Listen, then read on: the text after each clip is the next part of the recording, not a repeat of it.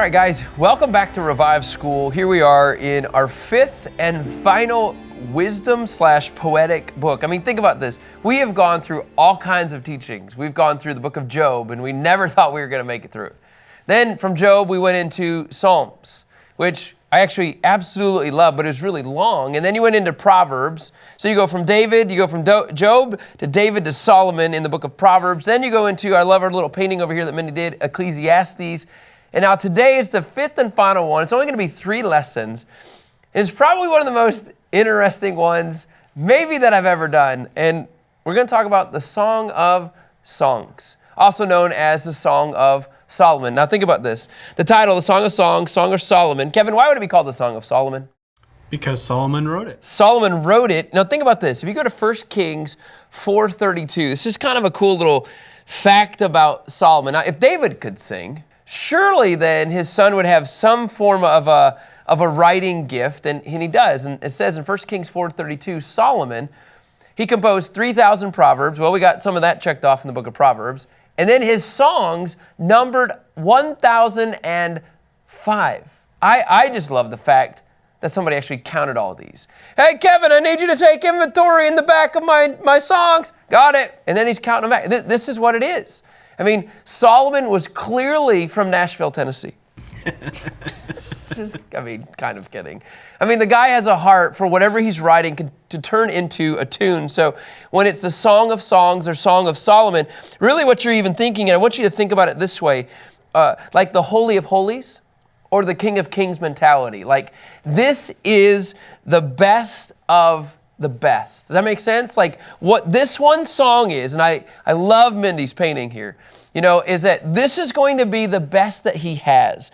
And so you can call it the Song of Solomon. It's fine.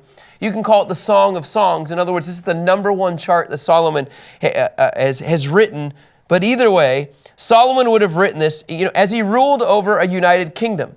And he ruled for 40 years. Okay? There's 2 main characters. One of them is, not even a question, Solomon. Now, the other one is really what you would call the Shulamite. Okay? The Shulamite woman. Now, there's a couple theories. And Kevin, if you go to Song of Songs, I feel like I should just say SOS, S-O-S. If you go to Song of Songs 6:13, it's really this is the woman that we're talking about here, okay? It says, come back, Shulamite. Come back, that we may look at you. Why are you looking at the Shulamite as you look at the dance of the 2 camps? This is who we're talking about, okay? The Shulamite individual. Now, who is this person? Who is Solomon singing about, writing to, pondering literally from his heart? Well, there's a couple options. First of all, just make sure you know, the Shulamite is from Shunem, S-H-U-N-E-M, okay? They would be a resident. It's about 3 miles north of the Jezreel Valley. Now, Rich, okay, the Jezreel Valley is surrounded by what key areas? What key landscaping features are there?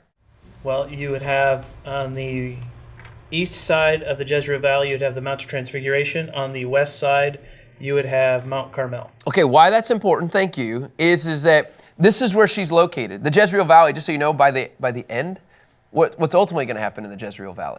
That would be where the Battle of Armageddon takes place. The Battle of Armageddon.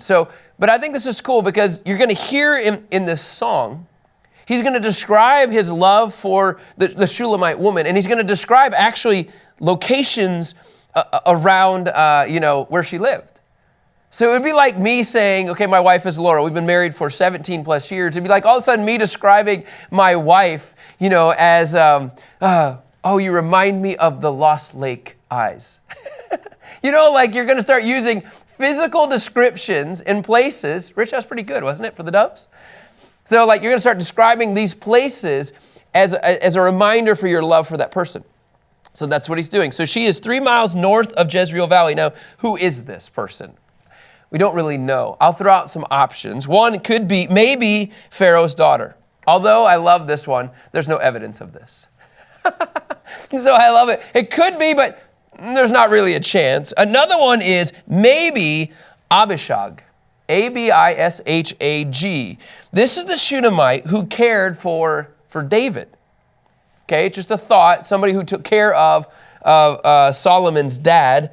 or the one that most people would say it's an unknown maiden from Shunem, okay, whose family lived in that area and whose family was employed by Solomon. The Shulamite woman that he's talking about in Song of Songs more than likely is his very first wife. Why do I say that? Because in 1 Kings 11:3, drum roll please, this guy forgot this love song. How do I know? Because eventually, after the Shulamite woman, he married 699 other people. So he either wrote a lot more songs to them or he fell away from his first love. But it says he had 700 wives who were princesses and then 300 concubines. And those people turned his heart away from the Lord. So we know is that Solomon, okay, he had, I don't even need to write it, he had 700 wives, 300 concubines, but there's a really good chance that this is his first love letter to his first wife. It's kind of a cool picture here. Now, in the Song of Songs, what you're going to have is you got a couple minor role players, okay? And it's really confusing. I don't know if your guys' Bibles have this. Do they have a W or an M next to any of your writings? Rich, does yours? There was a version I was looking at that does have it. So here's what I've done, and Selah was asking me, my youngest daughter was asking me, she's like, Dad, why do you have pink and blue, and the WMs? Because what you can't figure out is who's talking half the time in the Song of Songs. Is it Solomon? Is it the Shulamite woman? And then in the middle of those two discussions, you have the minor roles, and then all of a sudden you have a couple other people. A couple other people are what's called the daughters of Jerusalem. Okay, they might have been a part of actually Solomon's household staff, but they were around, they were interacting with Solomon, they were interacting with the Shulamite woman. They knew this individual. Now, the daughters of Jerusalem are a part of it, not a major role. Okay, now here's what gets interesting, is that there is a little bit of a glimpse, maybe there's an affirmation of God's blessing, the couple in this as well. So maybe one little section would involve God's blessing. I say that because a lot of people argue that, it's almost like an Esther story. Like, hey, where do you see God in this? Kind of deal, right? You know what I'm talking about? Like, where do I see God in some of these interactions? But some of the players, I hate to put it like that when you throw in God like that, but you have Solomon and the Shulamite woman. The daughters of Jerusalem, maybe a reference to God. And then the last one that you would see is the Shulamite's brothers. Okay, so actually maybe a relative of the Shulamite woman. So these are the people that you're going to see in the Song of Songs. So if you're reading this, okay, as you're going through Revive School and you're processing the Song of Solomon, like, how do I get a grasp on this? I'm going to tell you first and foremost, regardless of what I teach, regardless of what you read, take your Bible. You got to do this, you guys. It's so huge. Take your Bible, even if it's not there, and you need to start highlighting, and breaking it up, putting a line, the woman's talking here, Solomon's talking here, because when you're reading this, and here's what's crazy. When I went to Taylor University, okay, Laura and I have been dating for, at that time, we dated for, 3+ years at Taylor University. For me, when I first saw her, you guys, you've heard the story, but I'm sitting in the back. We're taking a test inside the auditorium, and Laura walked up to the front, and it's kind of interesting because as Laura walked up to the front, there's this guy, I don't even know, he's sitting next to me. I go, you see that girl? That's who I'm going to marry. And he looked at me, he goes, do you even know her? I go, I don't even know her name. I tell you that because, at Taylor, I began to learn what we're going to talk through, really, this process of courtship. And that's really what Taylor was. Taylor for me was, I don't want to say it this way because it's going to be odd comparisons, but in chapters 1 through 3, the beginning of 3, in fact, 1, 2, in fact, let me just write it up here. I want to break up, and remember, part of teaching through all 66 books, the first lesson, we're always going to spend a whole lot more time on the backdrop. And so you're going to see the courtship actually take place in 1, 2 through 3, 5. There's a word that I really like that John MacArthur involves with courtship. It's an anticipation. It's kind of like this, okay, what is it going to be like? How is this going to unfold? And it just kind of gets really interesting. Now, the rest of the teaching, it gets into courtship, and then you get into the wedding. That we'll get to, but I want to give you a visual here of 3:6 through 5:1. Now, how our readings are broken up through the next couple days, it doesn't exactly go exactly with how they're broken up, but that's okay. So you have the courtship and anticipation. Then in 3:6 through 5:1, you're going to actually have the wedding. And there's going to be some terminology. I'm glad I have a beard today. I'm just going to try to prevent some of my blushing taking place. Because this is kind of some of the stuff we don't really, I don't know. When's the last time you've had a good message on sex in church? I don't know if I've ever had one. Kevin, Rich? Not that I can remember. Tom? I don't remember. It's actually biblical. And so I'm going to write down the word consummation. I think I said that right. Consummation, and we'll begin to talk about even what that means if some of you don't know. But I will tell you, some of these topics that we're going to talk about the next 3 days are a little bit more like, I don't know if I want my 12-year-old listening to this right now. Or I don't know if I need my 8-year-old. So just keep that in mind as we begin to talk about, really what it says in Song of Songs 1:1 is Solomon's finest song.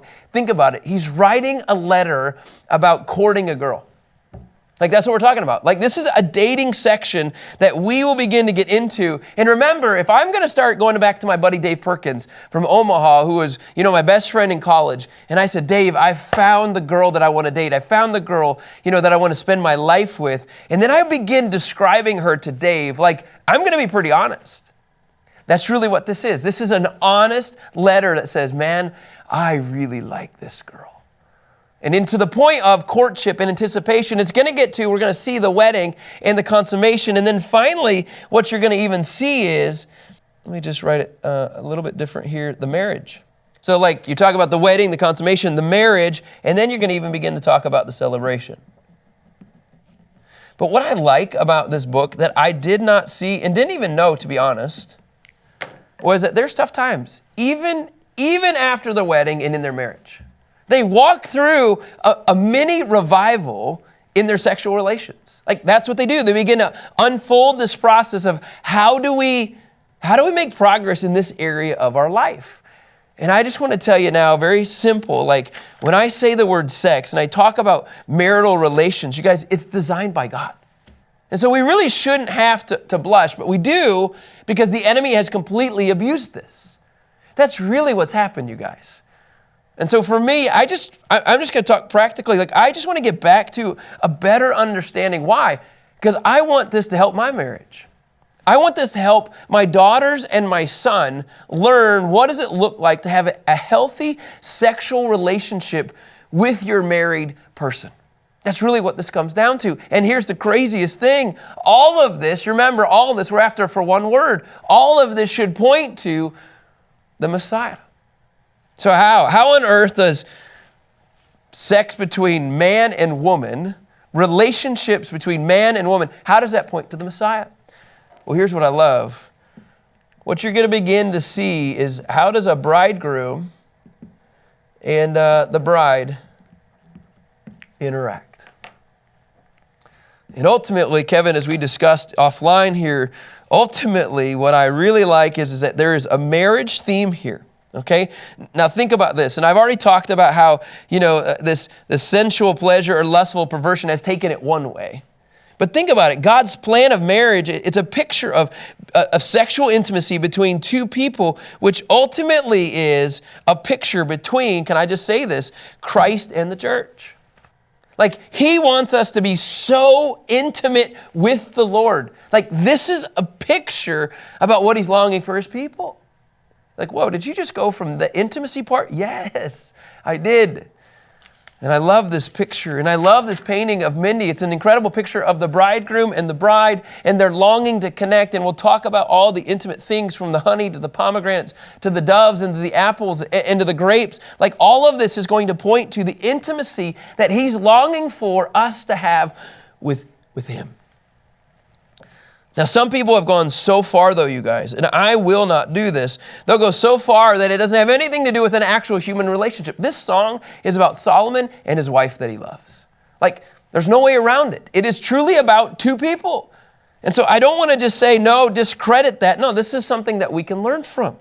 But I do think, you guys, it really is. I do think there's a process that we can learn from, that Solomon is a type of Christ. He's the bridegroom. And then in that, it points to the ultimate bridegroom himself. So Kevin, there's a couple different verses that we could go to today, but if you want to, let's just start in 2 Corinthians 11:2. And this is our one word that we have for Song of Songs. 2 Corinthians 11:2 says, "For I'm jealous over you with a godly jealousy, because I have promised you in marriage to one husband to present a pure virgin to Christ." Do you see this? How Christ has one. It's a virgin. And that virgin, it's a picture of the body of Christ. One husband, one virgin. It's a cool picture. We got a couple other references here that I just think are really powerful. If you want to go to, let's go to Revelation 19:7. Revelation 19:7, it says this, "Let us be glad, rejoice, and give him glory, because the marriage of the Lamb has come." Look at this. "And his wife has prepared herself." So the bride has prepared herself for the bridegroom. And so there's this image of both of them getting ready.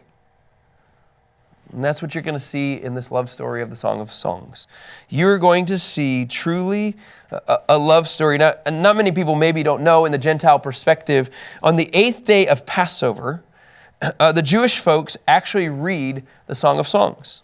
And they do this to remind them of God and his love for them and their love for him.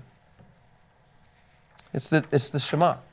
Like, you love the Lord your God with all of your heart, all of your soul, all of your mind. Like, this is what he's after. So Song of Songs is about an actual relationship between Solomon and the Shulamite woman. But it's also a picture of the Israelites that are reminded to have a relationship with the Lord. That's why they read it on the 8th day of Passover. But it's also, you ready for this? It's for the ultimate picture of the bridegroom and the bride. And the bride needs to get ready because the bridegroom is coming. And the bridegroom represents Yeshua himself. All right, that's a lot of backdrop. But I'll tell you, this is a confusing book if you allow it to be. But if you pull back and just say, oh, wow, this is what it's about, courtship. They're dating, and then they're going to get married, and then we're going to talk about their marriage and all of this, what this looks like with sexual relations. Okay, I'm in. I'll learn about this. The battle, in my opinion, of understanding this is just understanding who's talking. Once you understand who's talking, you'll begin to get the breakdown. And so today, all we're going to focus on today is the courtship, the anticipation.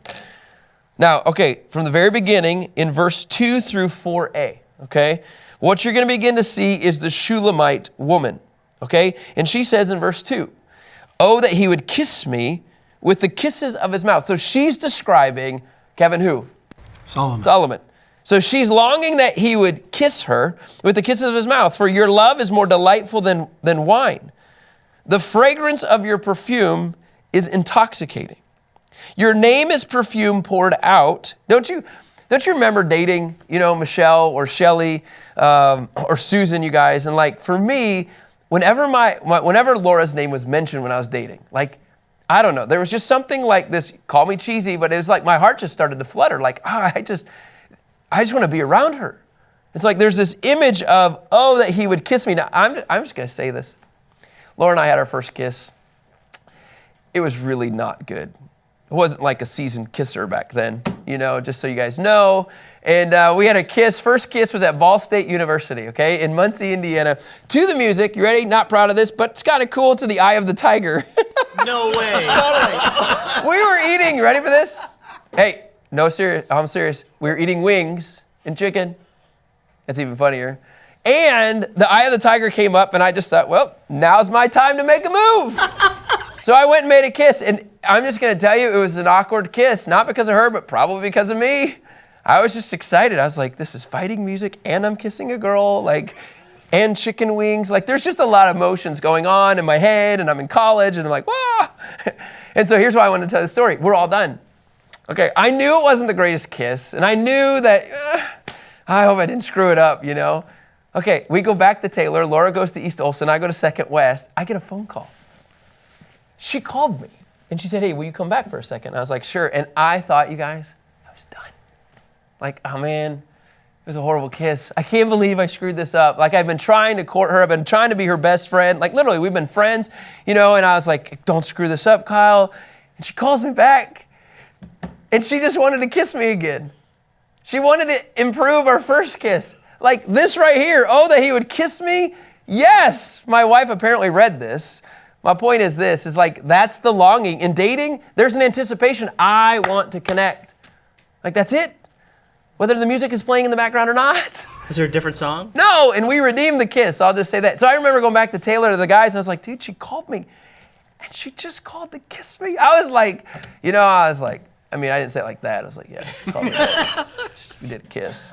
Anyway, this is what she's longing for. Like I just, and listen to how she's describing him, you guys. She says, the fragrance of your perfume is intoxicating. Your name is perfume poured out. You. No wonder young women adore you. Like other girls want to be with you. I get this. Verse 4 says this, take me with you, let us hurry. Oh, that the king would bring me to his chamber. So she has this longing to be with Solomon. Now, there's a couple things that she's attracted to. His lips, his love, okay, his lotion. I didn't come up with this list. And his lifestyle. Well, there we go. Got 4 L's. We got them. Lips, love, lotion, and lifestyle. And this is what she says. Now, in the middle of this, remember our little minor role players, the daughters of Jerusalem? Somehow it's like they're singing in the background. It says, we will rejoice and be glad for you. We will praise your love more than wine. It is only right that they adore you. So they're jumping in saying, we kind of really hope this happens. That's really what it is. Now the Shulamite woman comes back in again, okay? So she's still in this anticipation. She's still talking. And she says, daughters of Jerusalem, I'm dark like the tents of Kedar, yet lovely like the curtains of Solomon. This is a really interesting verse. And here's why. In verse 6, she says this, do not stare at me because I'm dark, for the sun has gazed on me. I was kind of like, what is this? She is truly, you guys, concerned about how weathered she looks because of the work.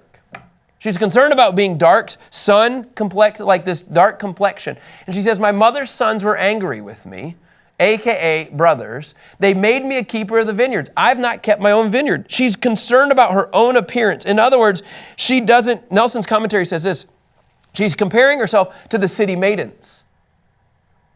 And she's kind of like, I don't know if I fit with what he wants. Country girl. She's a total country girl.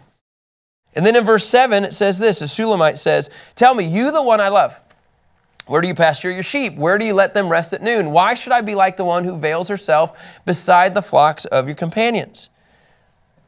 If you do not know, Solomon says, and he jumps in, most beautiful of women.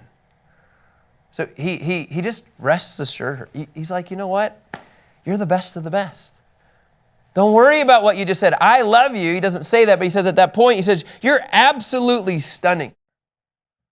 And he says, follow the tracks of the flock and pasture your young goats near the shepherd's tents. He says, I compare you, my darling, okay, my dear companion, to a mare among Pharaoh's chariots. Oh, you're so lovely. You remind me of a young female horse. Like, seriously? Like, this is his language, but you have to understand the context. Kevin, if you go to 1 Kings 10, 26 through 29. 1 Kings 10, 26 through 29, this is all Solomon knew. Solomon accumulated 1,400 chariots, 12,000 horsemen, and then he stationed them in the chariot cities and with the king in Jerusalem. This guy owned lots of horses. And so surely as he interacts with his horses, he's trying to have a picture.